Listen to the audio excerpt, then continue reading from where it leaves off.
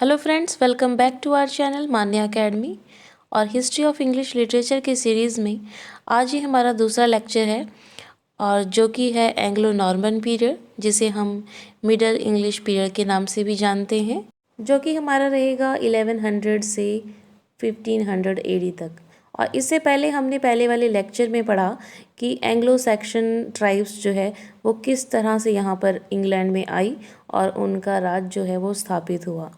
और सबसे पहले हमने पढ़ा कि केल्ट्स ट्राइब थी, फिर रोमन आई, और फिर उसके बाद जब रोमन चले गए तो केल्ट्स ट्राइब की रक्षा के लिए 3 ट्राइब्स और आई, जो कि थी एंगल, सैक्सन और जूट्स। और किस तरह से जो है इन सभी ट्राइब्स ने इंग्लैंड की पृष्ठभूमि पर अपने भाषा से और अपने धर्म से छाप छोड़ी। और अगर हम ओल्ड इंग्लिश पीरियड में लिटरेरी वर्क्स को देखें तो हमने किया था हीरोइक, रिलीजियस और लिरिक्स पोइट्री।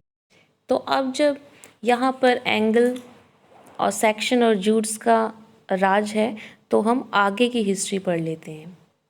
तो आगे क्या हुआ कि करीब करीब 200 साल शासन करने के बाद, यहाँ पर रूल करने के बाद, रहने के बाद, यहाँ पर इन्वेजन हुआ वाइकिंग्स का।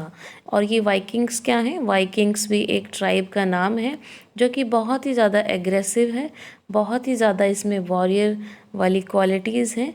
ये बिलीव करती है लूटपाट में और मारकाट। तो शुरुआती सालों में वाइकिंग्स ने अपने सिर्फ मारकाट और लूटपाट का काम किया, और उसके बाद करीब 200 साल बाद इनके डिसेंडेंट्स आए, और जिन्हें नॉर्मन के नाम से जाना जाता था। स्कैंडिनेविया से आए थे, तो स्कैंडिनेवियन नॉर्मन ट्राइब्स यानी नॉर्मैंडी के नाम से भी जाना जाता था। और ये कहाँ है? ये है फ्रांस में। क्योंकि ये फ्रांस से आए थे तो अपने साथ फ्रेंच लैंग्वेज लेकर आए थे। तो अब हम देख लेते हैं कि जो नॉर्मन कॉन्क्वेस्ट है वो किस किस किंग के बीच में हुआ और इसके पीछे क्या पृष्ठभूमि रही थी। तो जैसा कि हम जानते हैं कि इंग्लैंड का लास्ट जो किंग थे वो किंग थे एडवर्ड द कन्फेसर।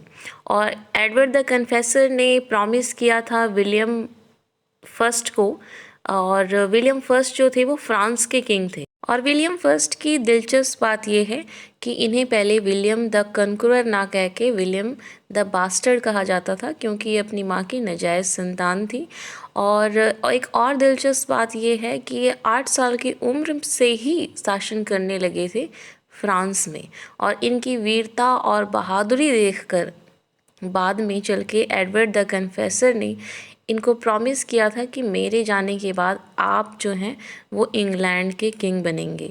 पर हैरोल्ड गॉडविंसन एडवर्ड द कन्फेसर की भाई की मदद से राजगद्दी पर बैठ गए। तो विलियम द फर्स्ट को लगा कि ये तो मेरे साथ धोखा हो गया, तो वो फ्रांस से चल पड़े अपने सैनिकों के साथ इंग्लैंड की पृष्ठभूमि पर गॉडविंसन से, हैरोल्ड गॉडविंसन से युद्ध करने के लिए।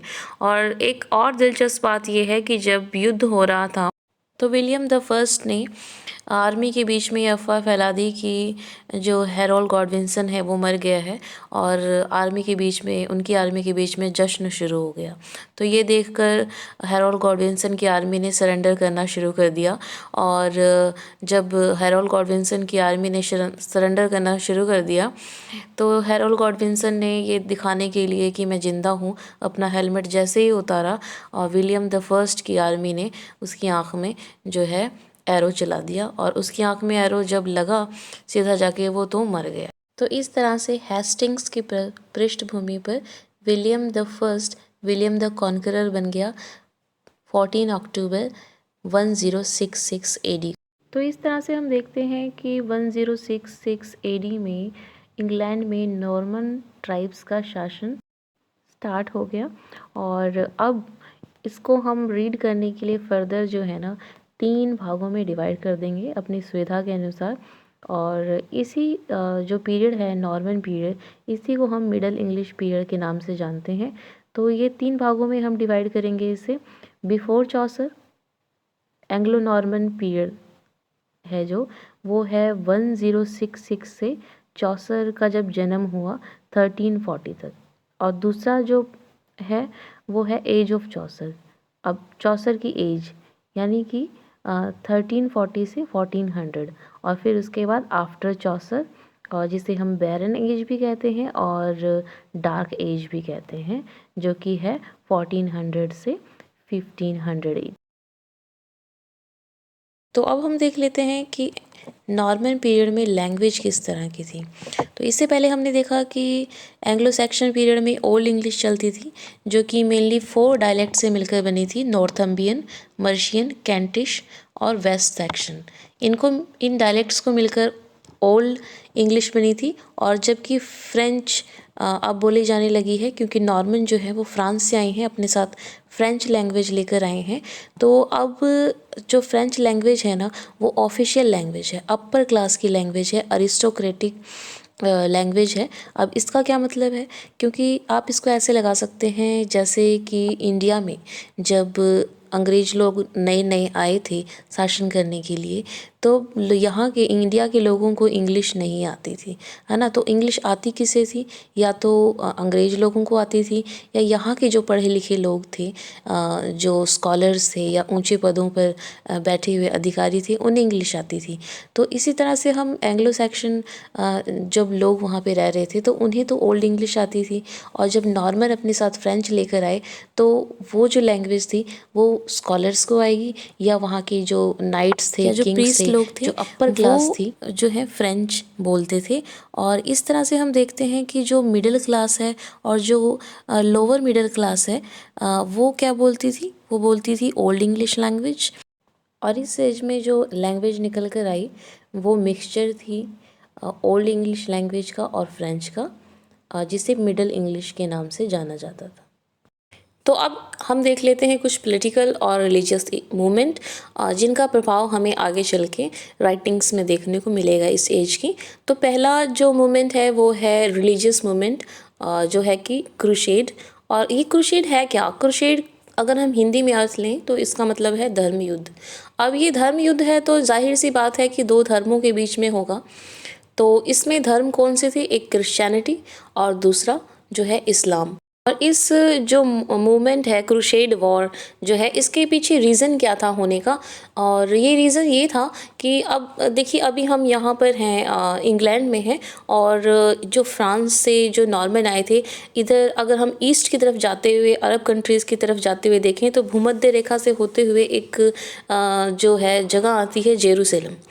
तो जेरूसलम में क्या था कि जो एक जगह है, शहर का नाम है बैथलम, और बैथलम में क्रिश्चियन लोगों के जो गॉड हैं, क्राइस्ट का जो बर्थ हुआ था, तो इस दृष्टि से जो जेरूसलम है वो क्रिश्चियन लोगों के लिए इम्पॉर्टेंट हो गई थी। और दूसरी तरफ हम देखें तो जो अरब कंट्रीज़ हैं वहाँ पर इस्लाम धर्म की प्रभुसत्ता है, और वहाँ पे मुस्लिम लोग रहते हैं, और वहाँ पर उनकी मस्जिद बनाई हुई है उनके गॉड की, रसूल पैगंबर मोहम्मद साहिब की।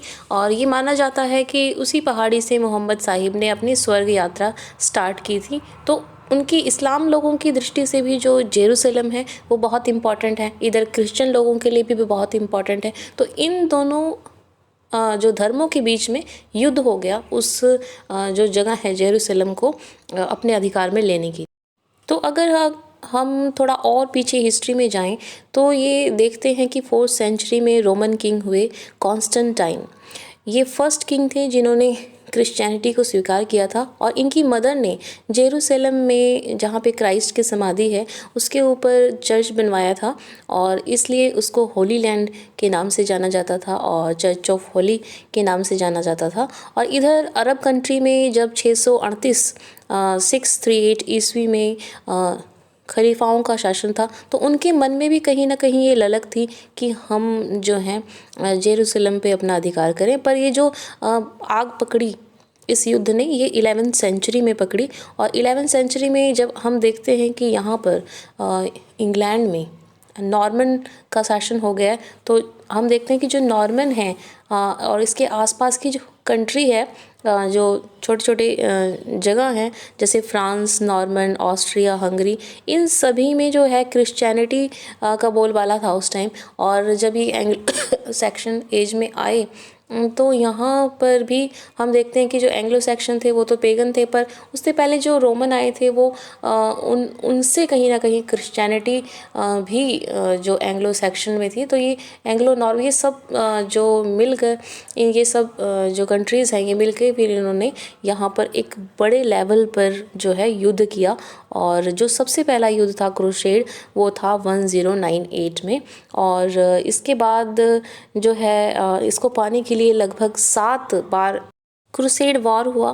और तो कभी क्रिश्चियन लोगों का इस पे अधिकार हो जाता था, कभी इस्लाम लोगों का अधिकार हो जाता था। तो इस प्रकार 7 बार हुआ और ये इतने हाई लेवल पर हुआ कि इसमें बच्चों तक को युद्ध में शामिल कर लिया गया। इसके अलावा हम देखते हैं कि जो पोप थे उन्होंने पीस ऑफ गॉड ईश्वरीय शांति आंदोलन का भी जो है आयोजन मतलब शुरुआत की। और इसका मतलब क्या है? इसका मतलब ये है कि जो पोप थे ना उन्होंने ये डिसाइड किया था कि साल भर में जो भी क्रिश्चियन लोगों के त्यौहार आते हैं जिस जिस दिन, जैसे कि 25 दिसंबर हो गया, हम क्रिसमस सेलिब्रेट करते हैं। और इसी प्रकार जो और भी जो साल में दिन आते हैं उन दिनों में, उन स्पेशल दिनों में क्या है, जो ये नाइट्स होते थे और ये जो योद्धा लोग होते थे ये उन्होंने डिसाइड किया कि जो उनसे निम्न वर्ग के लोग हैं जैसे किसान हैं, दास हैं या फिर पोप हैं, इनके साथ जो है ना दुर्व्यवहार ना करें, मार काट ना करें। तो ये इन्होंने डिसाइड किया था। तो ये पीस ऑफ गॉड भी स्थापित किया। तो ये तो हो गया रिलीजियस मूवमेंट। और जब ये गए रिलीजियस इनकी जो इमारतें हैं वो सब इन्होंने तहस नहस कर दी। और इसके अलावा वहाँ से कुछ किताबें वगैरह लेकर आए। तो वहाँ से इन्होंने काफ़ी जो ग्रीक लैंग्वेज में लिखी हुई थी और वहाँ से जो यहाँ के स्कॉलर थे उन्होंने ज्ञान प्राप्त किया। और फिर उसके बाद एक जो टीचर्स और स्कॉलर्स और स्टूडेंट ने मिलके डिसाइड किया कि हमें भी अपनी कंट्री में है ना जो एक सिस्टमेटिक ढंग से फॉर्मल इंस्टीट्यूशंस खोलने चाहिए जिसमें कि बच्चों को और सबको शिक्षा देनी चाहिए इंग्लिश में। और उसके बाद जो है कैम्ब्रिज और ऑक्सफोर्ड यूनिवर्सिटी इस तरह से फॉर्म हुई। और यहाँ पर एक और टर्म्स आप देखने को मिलेगी आपको, गिल्ड्स। और ये गिल्ड्स कौन होते थे? ये वो लोग होते थे जो सिमिलर प्रोफेशंस के होते थे, जैसे कि मर्चेंट हो गया या क्राफ्टमैन हो गया, ये सब। और इन्होंने अपना जो व्यापार है उस समय क्योंकि ये जहाँ जहाँ गए वहाँ थोड़े थोड़े जो क्षेत्र हैं उनको जीतते चले गए। जैसे इटली और सिसिली को इन्होंने इनमें कब्जा कर लिया था जब ये अरब की तरफ गए। तो वहाँ पर भी अपना जो व्यापार है इन्होंने फैलाया। और इस तरह से हमने देखा कि इस एज में जो नॉर्मन एज है, एंग्लो नॉर्मन एज है, कौन कौन से पॉलिटिकल और रिलीजियस मूवमेंट हुए। और अब हम देख लेते हैं कि जो लिटरेरी जो राइटिंग्स थी उनकी क्या क्या कैरेक्टरिस्टिक्स थी, किस तरह के हमें राइटिंग्स में चीज़ें देखने को मिलती हैं। तो फर्स्ट हम देख लेते हैं वर्ड ऑर्डर बिकेम यूनिफॉर्म। तो इसका मतलब क्या है कि जब हम कोई सेंटेंस लिखते हैं तो उसमें क्या होता है कि पहले सब्जेक्ट आता है, फिर वर्ब आता है, फिर ऑब्जेक्ट आता है। तो एक सिस्टमेटिक ढंग से चीज़ें चलती हैं। तो ये जो वर्ड के ऑर्डर थे वो फिक्स होने लगे थे, जो लैंग्वेज में स्टेबिलिटी आने लगी थी। तो दूसरा है फनीम्स, फनीम्स आ गए थे इसमें। और तीसरा है स्टैंडर्डाइजेशन ऑफ स्पेलिंग। तो स्पेलिंग में भी स्टैंडर्डाइजेशन आ गई थी कि उसमें भी एक फिक्स्ड स्पेलिंग होने लगी थी, स्टेबिलिटी आ गई थी। तो ये था। और जो लंदन था वो एजुकेशन हब बन गया था। और वहाँ एक पॉइंट मतलब हम देखते हैं कि जो कैम्ब्रिज और ऑक्सफोर्ड यूनिवर्सिटीज़ फॉर्म हो गई थी तो ये एजुकेशन का एक हब बन गया था लंदन। और वो जो डायलेक्ट थी वो फिक्स्ड होने लगी थी। तो अब हम कर लेते हैं लिटरेरी साइकिल्स, जो कि इस वीडियो का सबसे इम्पॉर्टेंट पार्ट रहने वाला है। पर हाँ, उससे पहले अगर आपको वीडियोस अच्छी लगती हैं तो लाइक कीजिएगा, कमेंट कीजिएगा और वीडियोस को शेयर कीजिएगा और चैनल को सब्सक्राइब करना ना भूलिएगा। और हाँ, देखिए, हम अपना कीमती समय निकाल कर आपके लिए नोट्स बनाते हैं, वीडियोस बनाते हैं। तो आप भी अपने कुछ सेकंड समय दीजिए और इस वीडियो को जो है ना शेयर कीजिए ज़्यादा से ज़्यादा, ताकि हम अपने आप को मोटिवेट रख सकें। आपने वो गाना तो सुना ही होगा, ज़िंदा रहने के लिए तेरी कसम, एक मुलाकात ज़रूरी है सनम। तो हमें मोटिवेट रखने के लिए आपका एक शेयर बहुत ज़रूरी है, तो कीजिएगा। तो चलिए आगे बढ़ते हैं। तो इस एज में हम देखते हैं कि 3 प्रकार के 3 टाइप्स की जो साइकिल्स थी वो ज़्यादा प्रोमिनेंट थी। अब ये साइकिल्स क्या होती हैं? ये होती हैं सीरीज़ ऑफ स्टोरीज़ और पोम्स। तो ये क्या होती थी कि जो फेमस लोग होते थे उनकी, अब फेमस लोग में से भी जैसे मैं आपको एग्जांपल दूं कि इंडिया में अगर हम देखें हिंदू धर्म में राम है, जो भगवान राम जिन्हें हम मानते हैं, तो अगर हमें मिसाल देनी होती है कि भाई और भाई में संबंध को दिखाना होता है तो हम कहते हैं कि राम और लक्ष्मण के जैसा होना चाहिए। और अगर हम कहते हैं कि वुमेन कैसी होनी चाहिए तो वो सीता के जैसे होनी चाहिए, या फिर सत्यवान और सावित्री की जो मिसाल देते हैं हम पतिव्रता की, तो हमने एक बेस बना लिया है इन लोगों के जीवन शैली को और इनके जो डीड्स इन्होंने किए उन्हें। तो इसी प्रकार से क्या हुआ कि इंग्लैंड में भी कुछ राजा हुए हैं और उनकी जो लाइफ टाइम में उन्होंने जो कुछ एडवेंचरस चीज़ें की हैं और अपने जो वर्चुअस क्वालिटीज़ को दिखाया है, एक आइडियल फिगर प्रस्तुत किया है लोगों के सामने। और उनकी लाइफ स्टोरी में जो जो जैसे कि जो नाइट्स हैं वो करेजियस हैं, वर्चुअस हैं, और चैस्टिटी के जो उनके अंदर जो क्वालिटीज़ हैं और कर्टसी है, लव है, एक आइडियल फिगर लोगों के सामने प्रस्तुत किया है। तो उन्हीं की लाइफ स्टोरी को एक आइडियल बना लिया गया है और उसी के बेस पर जो आगे वाले राइटिंग्स आप देखेंगे कि जो मॉडर्न एज में राइटिंग्स थी, अब वही मॉडर्न एज कब से शुरू हो जाती है? 1500 एडी से अब तक का जो प्रेजेंट टाइम है ये मॉडर्न एज है। तो यहाँ तक अब जब आप देखेंगे तो इन्हीं के ऊपर बेस्ड जो स्टोरीज़ हैं आपको और जो पोम्स हैं वो देखने को मिलेंगी। तो अब इन लिटरेरी साइकिल्स जो हैं इनमें सबसे पहला नाम आता है किंग अर्थर का। जो किंग अर्थर हैं इन्हें मैटर ऑफ ब्रिटेन के नाम से भी जाना जाता है। ये एक लेजेंडरी किंग है और सेंट्रल फिगर हैं मिडवेल लिटरेचर ट्रेडिशन के।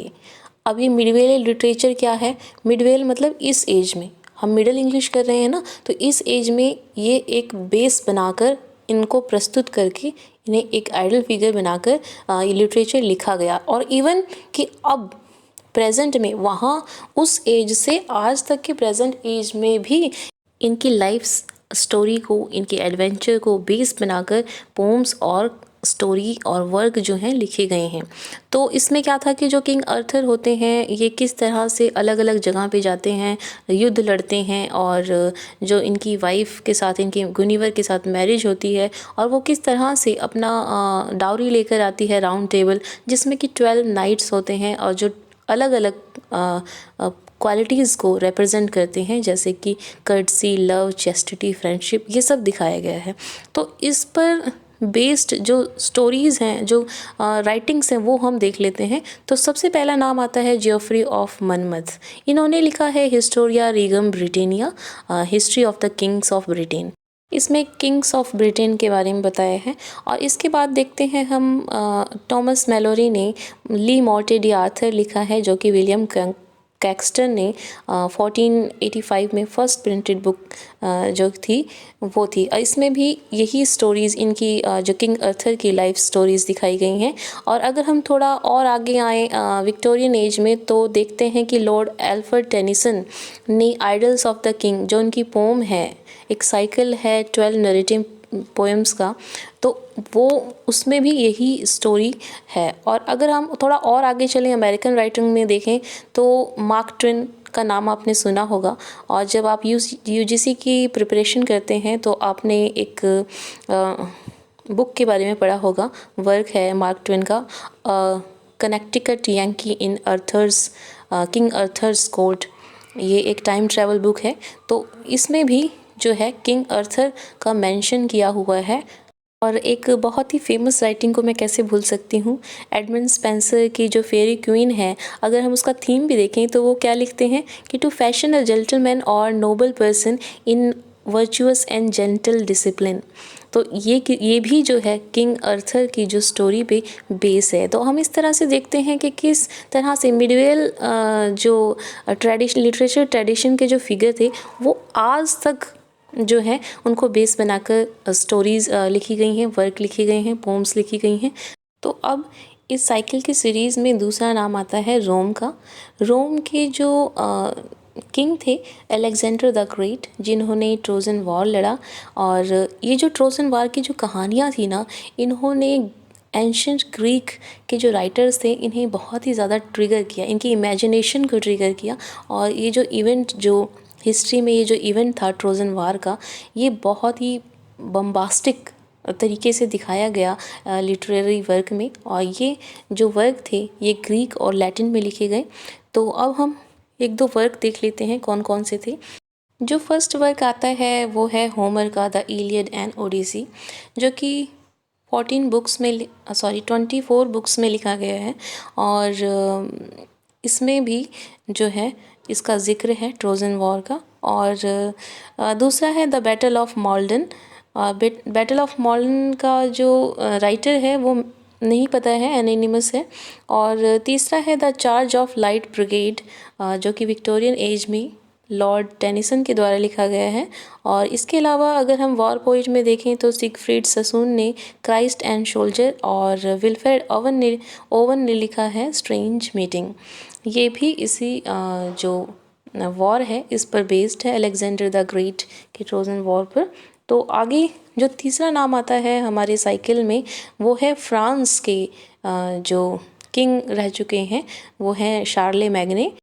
तो अब हम जान लेते हैं कि इन्होंने ऐसा क्या काम किया कि इन्हें जो है एक आइडल फिगर के रूप में जाने जाने लगा। तो इन्होंने क्या किया कि जो जर्मैनिक पीपल थे ना उनको यूनाइट किया और उन्हें कन्वर्ट किया क्रिश्चियनिटी में। यूनाइट किस लिए किया कि जो आपस में ना लड़ें बल्कि आपस में एक एकता का और शांति का प्रतीक बनाएं अपने आप को। और जो बाहर से आने वाले ट्राइब्स हैं उनसे लड़ने के लिए आप आपस में एक बने रहें। और साथ ही साथ क्रिश्चियनिटी धर्म का इन्होंने प्रचार और प्रसार किया। और इनका एक फेमस स्लोगन है by the sword and the cross. तो कहने का मतलब ये है कि साम दाम दंड भेद ये सब अपना कर, मतलब या तो तलवार की नोक पर शांति फैले, एकता हो, या फिर धर्म के आधार पर शांति फैले और एकता हो। पर शांति और एकता जो है जर्मैनिक ट्राइब में होनी चाहिए, ये इनका मेन मकसद था। तो अब हम देख लेते हैं कि राइटिंग्स की थीम क्या क्या होती थी। हम देखते हैं कि जो लव और रोमांस आया था वो साउथ ईस्ट फ्रांस से आया था।